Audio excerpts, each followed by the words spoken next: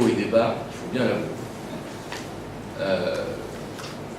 Des dizaines de victimes ont été entendues très rapidement, avant même que nous puissions nous organiser en tant qu'association, en tant qu'avocat, en tant que structure. Et finalement, après notre arrivée, on a pu s'organiser tous ensemble, réunir des avocats, créer un collectif, accompagner les victimes devant la justice, devant leurs juges, pour qu'elles soient entendues avec l'assistance des avocats. Aujourd'hui, 250 victimes ont été entendues dans cette affaire par les juges d'instruction. Presque autant sont constituées parties civiles. Ça veut dire qu'il y a une forte parole des victimes qui est entendue dans ce dossier d'instruction judiciaire. Les avancées, nous en avons eu. Nous avons des inculpations. 4 sont intervenues avant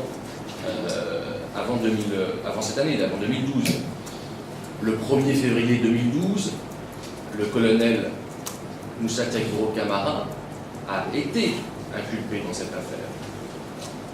Le 13 septembre 2012, la dernière en date de ces inculpations, c'est le colonel Chérif Diaby, ancien ministre de la Santé, qui lui aussi a été inculpé dans cette affaire pour leur responsabilité présumée dans les crimes qui ont été commis le 28 septembre 2009.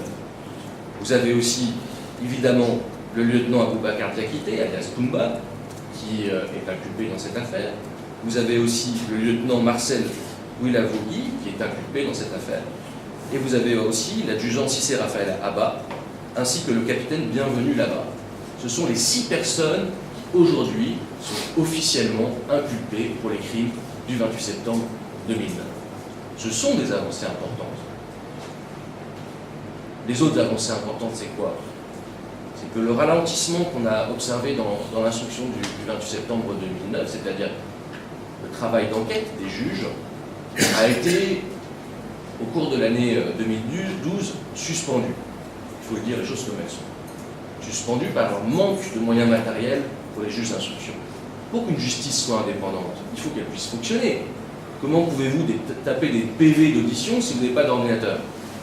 Comment pouvez-vous venir au bureau si vous n'avez pas d'essence pour le faire? Après un certain nombre d'interpellations de la communauté internationale, des associations de victimes, des organisations de défense des droits de l'homme, des moyens ont finalement été donnés à la mi-août 2012. Aujourd'hui, les juges d'instruction travaillent tous les jours, entendent des victimes. Pour le seul mois de septembre, plus de 40 victimes ont été entendues. Plus de 2 présumés responsables ont aussi été entendus. On les a vus. Ils sont venus devant leurs juges répondre de leurs actes. Est-ce que c'est suffisant, comme le disait Mme Maslow, au nom des ONG et au nom des ONG de victimes? Non, ce n'est pas suffisant. Je le rappelais, nous sommes au milieu du gué. Il faut que nous allions de l'autre côté de la rivière. Il faut que nous avancions, car on le sait tous, des enquêtes précises et minutieuses l'ont démontré. Les 6 accusés dans ce dossier ne sont pas les seuls.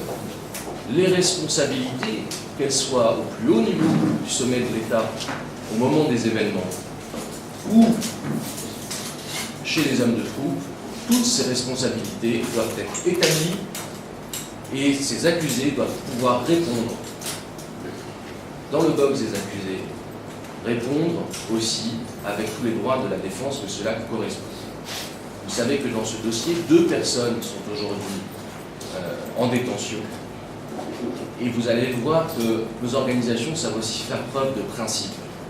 Ces personnes sont aujourd'hui détenues en dehors du délai légal de détention. C'est-à-dire que normalement, en Guinée, le délai légal de détention est de 1 ou 2 ans.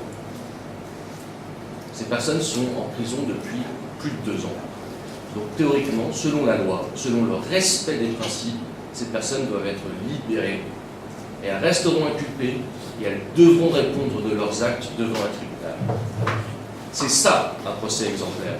C'est ça une procédure exemplaire. Est-ce que vous pensez que c'est facile pour les victimes d'entendre ça? Non. Mais on veut un procès exemplaire. On veut que l'impunité s'arrête en Guinée. Et pour que cette impunité s'arrête en Guinée, on doit respecter les règles, on doit respecter les procédures, on doit respecter la justice. Cette justice, on la demande et on l'exige. Donc, est-ce qu'il reste beaucoup à faire? Oui. Est-ce que nous devons aller vite? Oui. Est-ce que nous devons aller jusqu'au bout? Oui aussi.